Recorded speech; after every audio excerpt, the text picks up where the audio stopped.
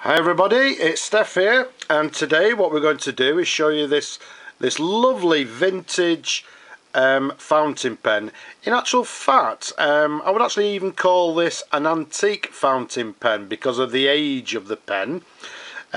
This particular one is the Swan Safety Screw Cap fountain pen, and as you'll see in a moment, it's an eyedropper filler. It comes in this black hard chased rubber. It's got this lovely ornate, quite a large gold coloured band to the cap there, and then also to the cap you can see it's got this, what Swan actually termed as, well, if we actually turn it underneath, I'm not actually sure if you can actually see what the writing actually says underneath, but it actually says it's a Swan fit-on clip. It's actually gives you a number, and the number is a number 3, and then it's got a registered number of 513712. Okay, so this is what Swan termed as the fit-on clip. Now, I do believe this may have actually been gold plated originally, but as you can see, it's actually worn off. But saying that, although it's worn off, you can see that the chasing on the pen is still nice and clear, so there's no wear to the chasing. You can see there it's got a cartouche which is obviously empty, and if I actually just swirl it over, I'm hoping you can actually read the barrel imprint, which simply reads the Swan Safety Screw Cap. Underneath that it's actually got Mabie Todd Co Ltd, and then just underneath that we have Made in England. Okay, so you can see the barrel imprint is nice and clear. As I say, this one being the safety screw cap, which simply means that, well, as the name suggests, the cap actually unscrews, and if we put the pen like that and the cap together, you can see it's actually a lovely example.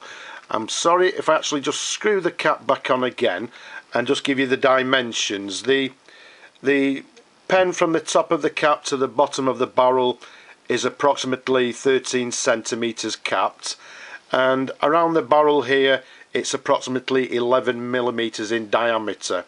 I believe they actually made actually a pocket size version of this, which is actually shorter.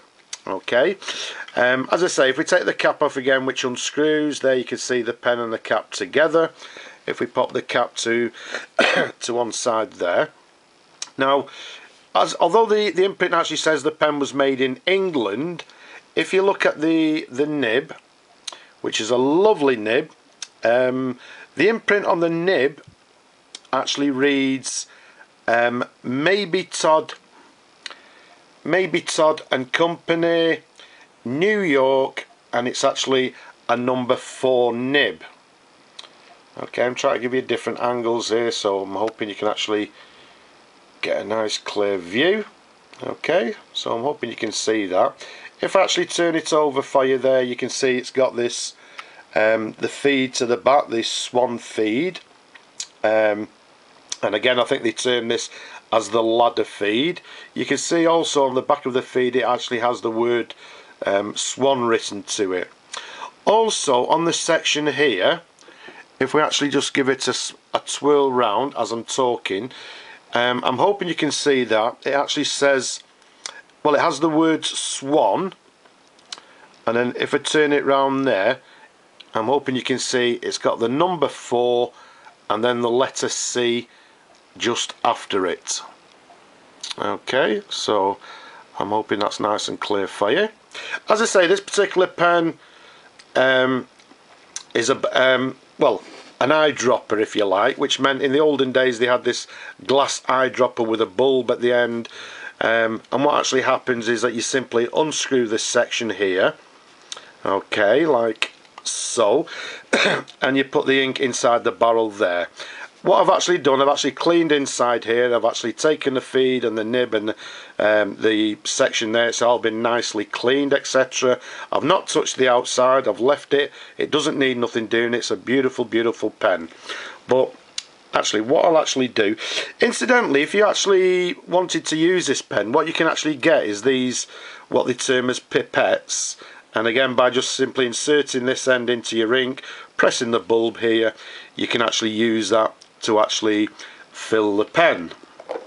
But in this particular case, what I'm actually going to do, I'm going to use a syringe. So what I'm actually going to do is just suck up, maybe that's a little bit too much, but I only want it for demonstration purposes. There we go, we pop that, let's get rid of any excess. And again, I've just dropped a bit of ink to the side there, but what we've now done is actually put a bit of ink into the barrel, and then at this point what we simply do is screw the section as far back down as it'll go. And if I bring on a pad, and if we turn it over, oops, and let's do a bit of writing. So what we do, we keep our fingers crossed. Let's just give it a couple of strokes first to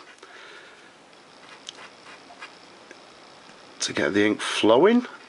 There she blows. Okay, so as I say, ladies and gentlemen, what we've got here is the Swan Safety Screw Cap pen, and this particular one actually has some flex to it. So if you actually look, the lines across are actually quite fine, and the lines down are actually quite thick. So if we actually do the number of 8s, and if you can see on the downward stroke, I'm applying a bit of pressure, and there you can see it's got a little bit of flex to the nib. In fact, the more you actually press, the more flex it actually has. Incidentally, while I'm showing you this pen,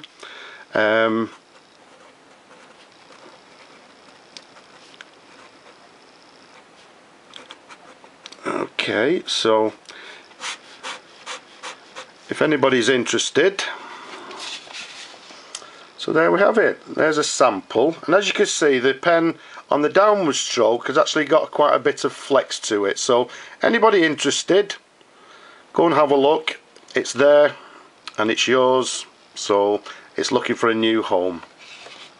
Okay, so that's the writing sample done with, and all we do now is actually screw the cap back on. Incidentally, the reason it's actually a safety screw cap, you can't actually see, but inside the cap there's actually an inner cap, and you can see that the section actually just flares out slightly.